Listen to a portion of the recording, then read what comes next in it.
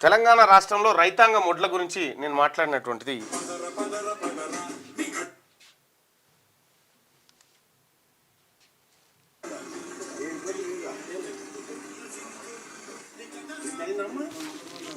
ఇది రుణమాఫీకి సంబంధించి రైతులకు సంబంధించి ఇగో రాహుల్ గాంధీ గారు ఏం చేస్తున్నాడో చూడండి.